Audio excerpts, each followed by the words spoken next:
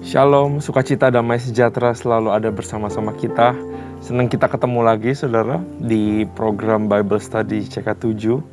Nah, kami sangat bersyukur dan excited hari ini kita akan belajar suatu hal yang sangat luar biasa saudara. Nanti menyambung sekarang hari ini 1 Samuel 4. Sebenarnya dia sampai 7 itu nyambung saudara. Nah, akan ada seri-seri rema-rema yang luar biasa yang kita bisa belajar, suatu pelajaran yang sangat berharga buat kehidupan. Tapi sebelum kita ke sana, saya mau ajak kita seperti biasa untuk menyembah Tuhan. Gunanya menyembah adalah untuk mempersiapkan hati kita menerima yang terbaik daripada Tuhan. Mari kita bersyukur di hadapan Tuhan, saudara. Meranda basyik kita bayar. Terima kasih Tuhan. Terima kasih Bapa buat kasih setiamu Tuhan.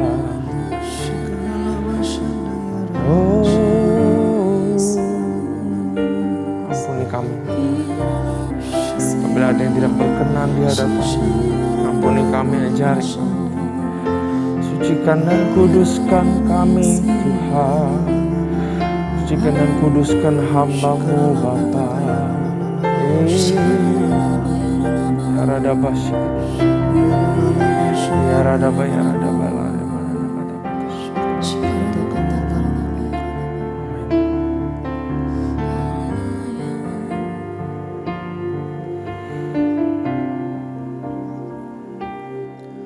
Ku hidup karena anugerah-Mu,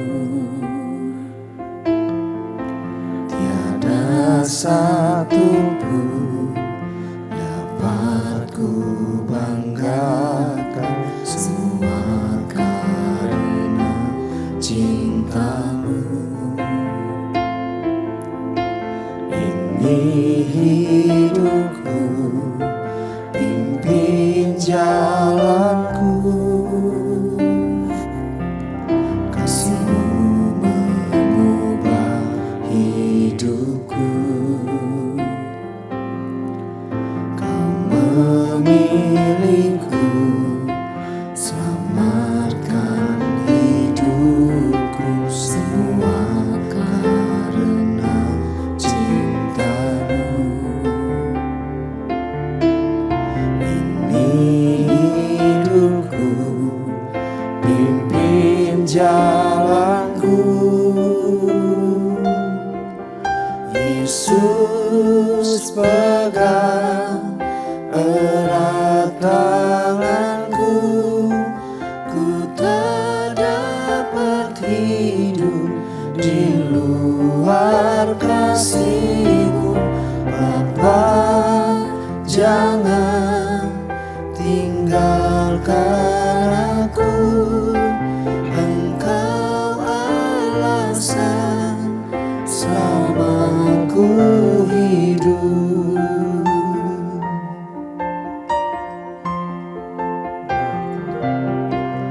Ku hidup karena anugerah-Mu, tiada satu pun dapat ku banggakan, semua karena cinta-Mu. Ini hidupku, pimpin jalanku, kasih-Mu mengubah hidupku. Kau memilihku, selamatkan hidupku, semua karena cinta-Mu. Ini hidupku, pimpin jalanku, Yesus pegang erat tanganku.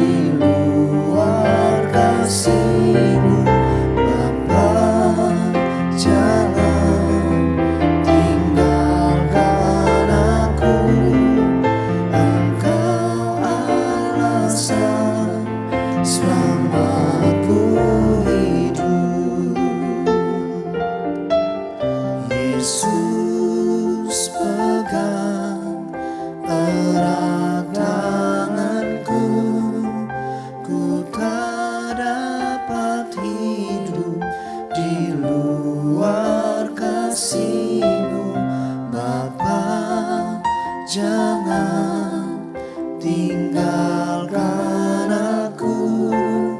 Engkau alasan selama aku hidup.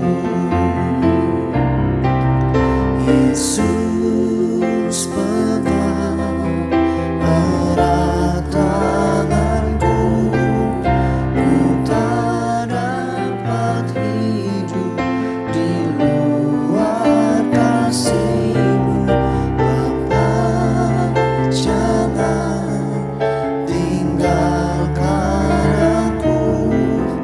Engkau alasan selama aku hidup. Engkau alasan selama aku hidup. Engkau alasan selama aku hidup.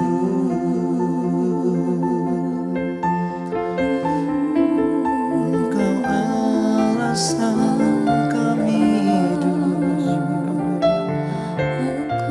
Pegang tanganku Tuhan, pimpin langkahku Bapa. Kami menyadari kasih-Mu Tuhan. Aku perlu Kau Tuhan. Aku perlu Kau Tuhan dalam hidupku.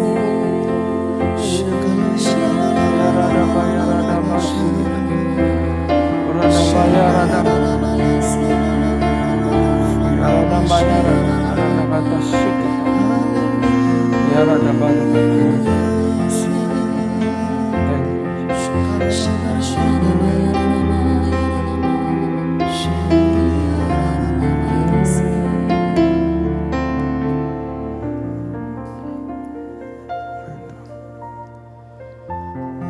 Aku yang baik, Kau sangat ku cinta,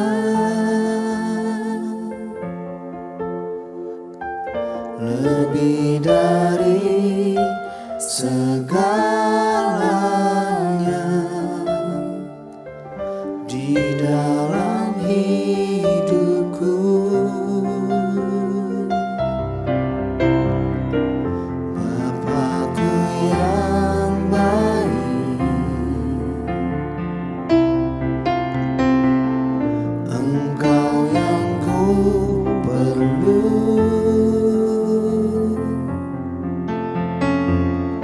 lebih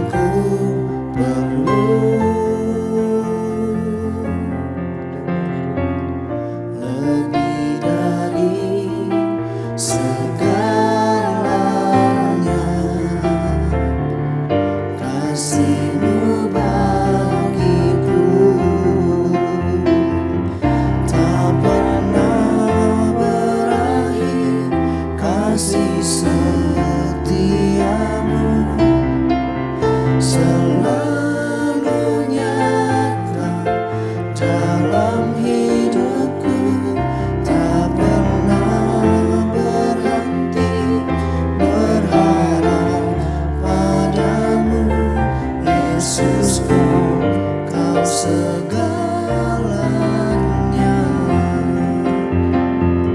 tak pernah berakhir kasih setiamu, selalu nyata dalam hidupku, tak pernah berhenti berharap padamu. Yesusku, Kau segalanya, tak pernah berakhir kasih setiamu, selalu nyata dalam hidupku, tak pernah berhenti berharap padamu. Yesusku, Kau segalanya, tak pernah berakhir kasih setiamu, selalu nyata dalam hidupku, tak pernah berhenti berharap padamu. Yesusku, Kau segalanya. Yesusku, Kau segalanya. Yesusku, Kau segalanya.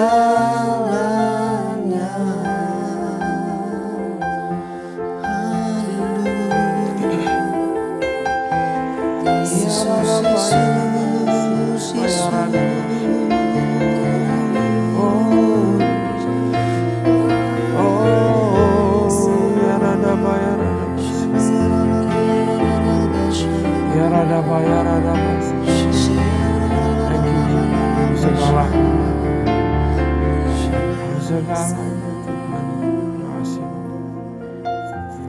Tuhan, terima kasih buat kasih setia, berkat pertolongan yang tidak pernah terlambat ya Tuhan. Hadirat-Mu yang selalu menyertai sepanjang langkah kaki kami Tuhan. Kami bersyukur ya Bapa. Tuhan, kami mau belajar firman-Mu sebentar lagi, 1 Samuel 4. Bangsa Israel melawan Filistin. Bapa, berikan kami hikmat. Urapi lidah bibir hamba-Mu. Sembunyikan hamba-Mu di balik salib-Mu. Biar ada perkataan yang baru, hikmat yang baru boleh keluar ya Bapa. Supaya kami semua belajar sesuatu yang baru, sesuatu yang luar biasa daripada-Mu yang mengubahkan kehidupan kami Tuhan. Terangi kami Tuhan dengan hikmat Tuhan. Hanya di dalam nama Tuhan Yesus. Haleluya. Amin. Sekali lagi shalom saudara. Mari kita siapkan Alkitabnya. Buka di 1 Samuel pasal yang keempat.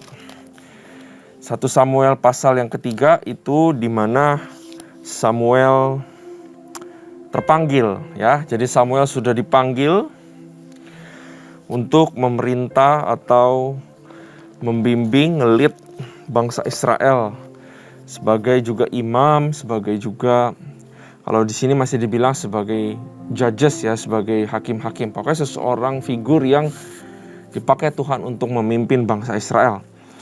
Nah, pasal keempat adalah mulainya perseteruan antara bangsa Israel dan juga Filistin. Nanti kita lihat di sini tabut Ark of Covenant, tabut suci Allah itu direbut sama orang Filistin. Dan perginya tabut Allah dari bangsa Israel ke orang Filistin menimbulkan efek negatif kedua bangsa tersebut, saudara. Ini sangat menarik sekali. Karena dari dulu di mana ada tabut perjanjian Tuhan, di situ ada berkat, ada kesejahteraan, ada kemenangan. Nah, tapi ternyata Tuhan di sini mulai shifting. Kalau dulu asal ada barangnya, semuanya oke-oke aja. Tapi sekarang ada barangnya, nggak oke-oke aja. Ya, tapi Tuhan mau mulai shifting bahwa, hey, jangan cuma lihat benda-benda suci sakralnya, simbol-simbol Tuhan Yesus, simbol-simbolnya. Jangan cuma lihat itu, tapi more than just a symbol, mulai lihat pribadi dan relationship-nya ke Tuhan. Kurang lebih seperti itu saudara, summary overview supaya kita dapat konteks. Nah mari kita baca sama-sama 1 Samuel 4 ayat 1a. Dan perkataan Samuel sampai ke seluruh Israel. Tabut Tuhan dirampas. Orang Israel maju berperang melawan orang Filistin dan berkemah dekat Ebenezer. Sedang orang Filistin berkemah di Afek. Saudara, Ebenezer ini artinya Stone of Hope. Ya, nanti kita akan lihat di 1 Samuel 7 saat bangsa Israel menang melawan bangsa Filistin, maka saudara, akan Ebenezer ini mempunyai makna yang luar biasa, yaitu Stone of Hope, di mana Tuhan menolong orang-orangnya di saat kesulitan, in the seasons of difficulties ya. Ebenezer kalau orang Israel ya pasti langsung mengerti saudara, artinya adalah Stone of Hope atau Stone of Help, simbol kekuatan Tuhan dan pertolongan di masa kesusahan ya. Nanti kita lihat di pasal 4 ini Tuhan seolah-olah belum menolong. Ya, kita sudah mengerti artinya. Ya, mereka belum mengerti artinya. Di sini belum dimaknai apa-apa, saudara. Nah, mari kita lanjut pasal 2, ayat kedua. Orang Filistin mengatur barisannya berhadapan dengan orang Israel. Ketika pertempuran menghebat, terpukullah kalah orang Israel oleh orang Filistin yang menewaskan kira-kira 4.000 orang di medan pertempuran. Jadi 4.000 pertama kali clash, 4.000 menewaskan 4.000, kira-kira 4.000 orang di medan pertempuran itu. Ketika tentara itu kembali ke perkemahan, berkatalah para tua-tua Israel, kenapa Tuhan membuat kita terpukul kalah oleh orang Filistin pada hari ini? Marilah kita mengambil dari Silo tabut perjanjian Tuhan, supaya ia datang ke tengah-tengah kita dan melepaskan kita dari tangan musuh. Nah, jadi orang Israel punya ide bahwa kita cuma perlu bendanya aja nih. Asal bendanya di ini kita bisa menang, udah tenang aja. Ya, asal bendanya datang pasti kita bisa menang. Mereka punya pemikiran bahwa mereka mau bergantung kepada tabutnya aja, bukan kepada Tuhannya, saudara. Disitulah muncul suatu persepsi atau prinsip yang salah. Apapun tantangan yang kita hadapi, bukanlah benda-benda gaib atau sesuatu hal yang bikin kita beruntung, itu bukan itu. Tapi justru kepada Tuhan sendirilah harus kita bergantung, saudara. Nah, kita lanjut ayat keempat. Kemudian bangsa itu menyuruh orang ke Silo, lalu mereka mengangkat dari sana tabut perjanjian Tuhan semesta alam yang bersemayam di atas para kerub. Perhatikan, kedua anak Eli, Hofni dan Pinehas ada di dekat sana, dekat tabut perjanjian Allah itu. Nah, Hofni dan Pinehas adalah imam di sana, ya, maka mereka ditugaskan. Nah, tapi Hofni dan Pinehas ini bukan imam yang bagus. Dia ini justru imam yang suka melakukan kejahatan, menyalahgunakan persembahan di dalam rumah Tuhan, bahkan melakukan sexual misconduct yang terjadi. Jadi ini adalah dua imam yang berbuat jahat, Hofni dan Pinehas. Dan nanti kita akan lihat bahwa mereka memang sudah ditentukan sama Tuhan untuk dihukum. Eli tahu itu, ya, dua Hofni dan Pinehas. Segera sesudah tabut perjanjian Tuhan sampai ke perkemahan, bersolaklah seluruh orang Israel dengan nyaring, sehingga bumi bergetar, saudara. Bayangkan, bumi bergetar karena hadirat Tuhan, kuasa Tuhan ada di sana. Bumi bergetar ini sering kalau dijumpai, saudara baca, sering ada occurrence eventsnya, saudara, di mana di situ ada hadirat Tuhan, di situ ada kuasa Tuhan, di situ ada kekuatan Tuhan, ya.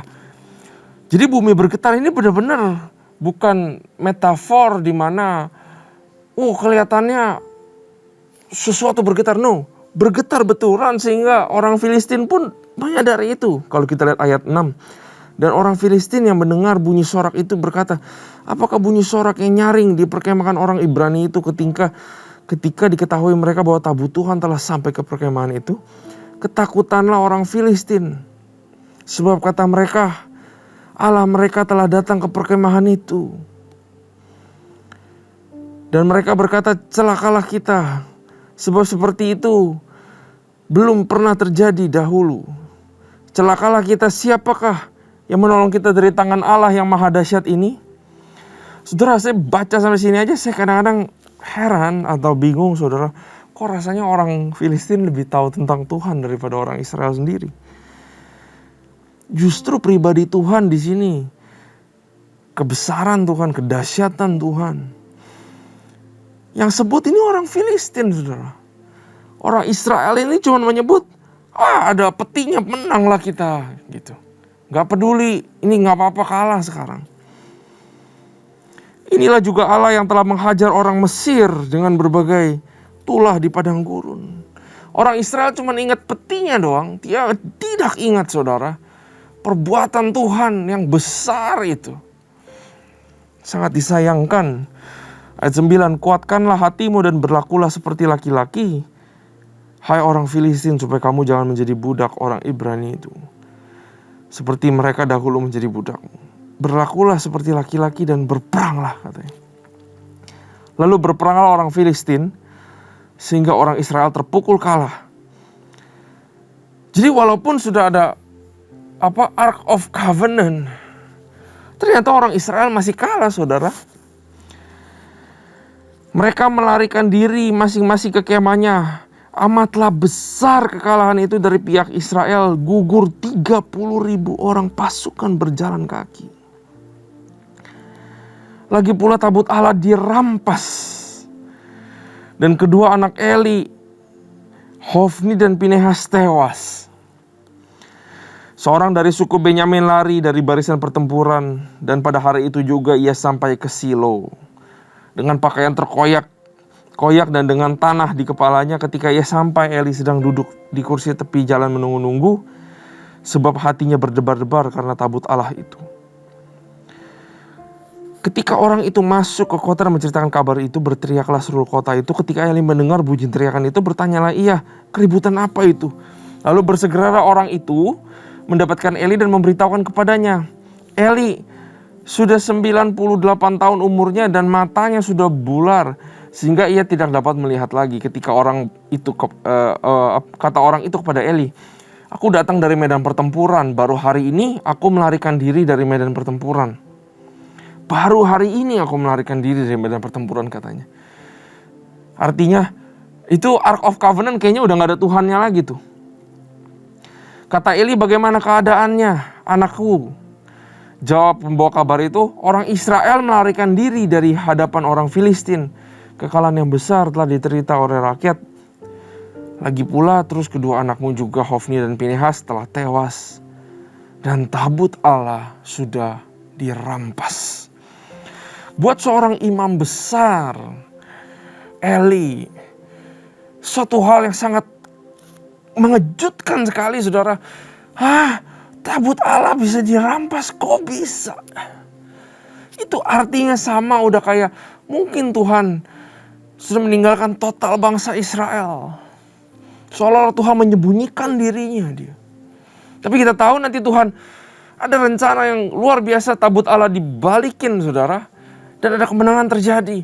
Nah, kadang-kadang kita juga suka merasa, kok Tuhan kayaknya menyembunyikan dirinya, hadiratnya. Menyembunyikan kuasa dan kekuatannya sehingga kita kalah telak, saudara, kita mengalami kekalahan dan kehancuran. Nah, saya mau bilang bahwa apabila kita ada di titik itu, saya mau bernubuat buat saudara bahwa di situ adalah titik baliknya kemenangan. There is a stone of help that's coming for you. Ada Ebenezer, saudara. Amin.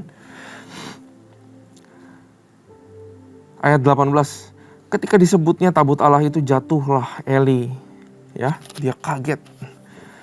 Terlentang dari kursi di sebelah pintu gerbang. Batang lehernya patah dan ia mati. Sebab telah tua dan gemuk orangnya, 40 tahun lamanya ia memerintah sebagai hakim atas orang Israel. Eli, hakim yang setia.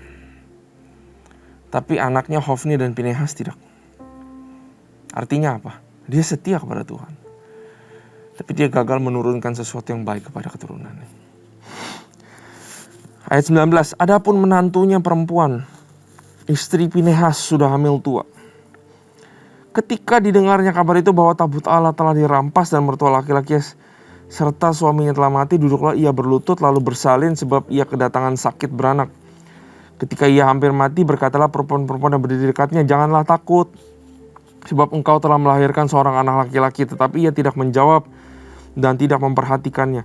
Ia menamai anak itu Ikabod, katanya, telah lenyap kemuliaan Allah dari Israel. Karena tabut Allah sudah dirampas, dan karena mertuanya dan suaminya, katanya, telah lenyap kemuliaan dari Israel, sebab tabut Allah telah dirampas.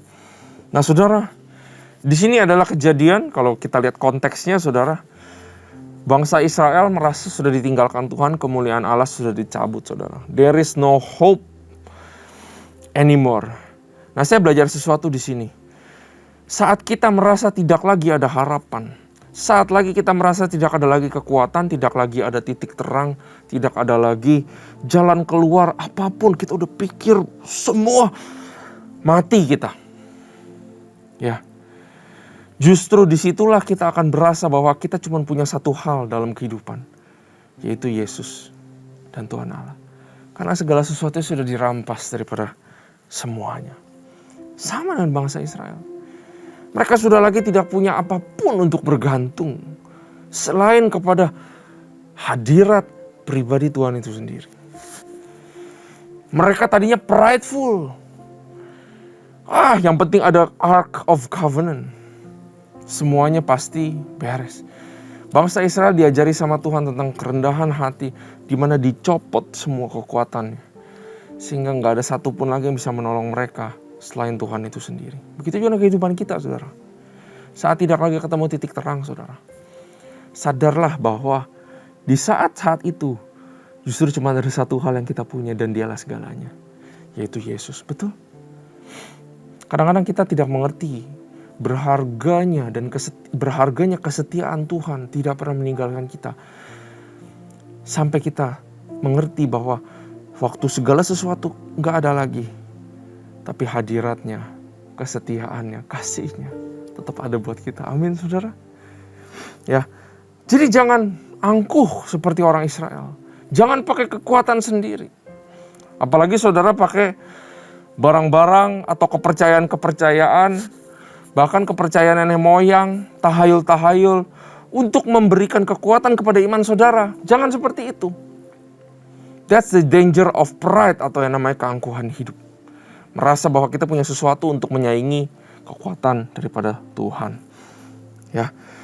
Karena itu dari sini kita juga belajar bahwa religious artifacts atau barang-barang religi, maaf saya harus sebut, contohnya minyak urapan. Bukan minyaknya yang hebat saudara. Bukan yang ngurapin yang hebat. Tapi kuasa yang datang dari sorga, itu Tuhan sendiri. Itulah yang membuat semuanya menjadi powerful. Barang-barang gaib, mitos-mitos, ritual keagamaan, semua ada limitnya saudara. Bahkan kalau gak ada Tuhannya, mereka gak berarti sama sekali. Karena itu jangan kejar itunya, tapi kejar Tuhan. Kita belajar itu dari bangsa Israel. Dan kita belajar juga dari ayat ini adalah pentingnya untuk berbalik kepada Tuhan. Bukan berbalik kepada benda-benda itu, tapi carilah Tuhan. Carilah kerajaan Allah dan kebenarannya. Maka firman-Nya berkata segala sesuatu akan ditambahkan kepadamu. Jangan cari covenant, Ark of Covenant. Jangan cari orangnya. Jangan cari pendetanya, jangan cari mentornya, jangan cari orang-orang berkuasa di komunitas saudara. Jangan cari mereka. Bukannya saya bilang saudara tidak boleh cari mereka untuk tidak meminta nasihat, tapi jangan bergantung kepadanya. Tapi bergantunglah kepada Tuhan saja. Bangsa Israel sama sekali nggak kelihatan mereka bergantung kepada pribadi Tuhan, tapi mereka bergantung kepada barangnya aja saudara. Dan itu yang saya gak mau kita terjadi dalam kehidupan kita. Dan kita harus belajar satu hal, saudara, tentang integritas and righteousness. Belajar dari Hofni dan Pinehas. Apabila kita dituntut atau kita dipercaya sebagai leaders, baik kita nggak punya leaders jabatan kepemimpinan, tapi marilah kita menjalani tugas kita dengan penuh integritas dan penuh kebenaran dan takut akan Tuhan. Hofni dan Pinehas nggak takut akan Tuhan. They are wicked priests. Menyalahgunakan offering, menyalahgunakan segala sesuatu kuasa di dalam temple of God. Dan bahkan mereka melakukan sexual misconduct, saudara. Ngajarin kita juga tentang integritas dan kebenaran dan takut akan Tuhan. Dan yang terakhir, saudara, belajar dari Eli. Pelayanannya luar biasa. Betul? Dedikasi ke rumah Tuhan luar biasa. 40 tahun sebagai hakim. Tidak pernah lalai kalau urusan Tuhan, selalu number one. Saya rindu saudara juga bisa punya dedikasi seperti itu. Tapi jangan lupa sama keluarga sendiri. Jangan karena pelayanan keluarga sendiri terbengkalai. Jangan karena pekerjaan Tuhan keluarga sendiri terbengkalai. Eli kena batunya sendiri. Dia harusnya tahu bagaimana cara mendidik Hofni dan Pinehas, tapi dia abaikan. Dia mendidik orang Israel, tapi dia gagal mendidik keturunannya sendiri. Buat apa, saudara, kita melayani Tuhan dengan luar biasa? Buat apa nama kita dikenal? Buat apa di luar sana kita ditepuk tanganin? Tapi di rumah sendiri ada orang-orang darah daging sendiri yang keluar daripada jalannya Tuhan. Apabila itu salah satu dari kita, saudara, mari kita bertobat, ya, dan mulai memperhatikan keluarga kita, anak-anak kita, dan menjadi imam di rumah sendiri terlebih dahulu. Mari kita berdoa. Bapa, kami belajar suatu hal yang sangat banyak sekali, Tuhan. Kemuliaan-Mu tampak hilang, tapi kami tahu kemuliaan-Mu tidak pernah hilang. Begitu juga dengan kehidupan kami. Kalau kami merasa sudah tidak lagi pertolongan bahwa Tuhan meninggalkan kami bisa bilang saat ini bahwa itu salah. Yang benar adalah Kau tidak pernah berhenti bekerja dan terus akan mendatangkan kebaikan dan kemenangan dan kesejahteraan kepada kehidupan kami. Ajari kami untuk melihat yang mana yang penting antara keluarga, pelayanan, pekerjaan. Seperti kami belajar dari Eli, Hofni, dan juga Pinehas, Tuhan. Biar kami juga bergantung sepenuhnya kepada hadirat-Mu, pengenalan akan-Mu.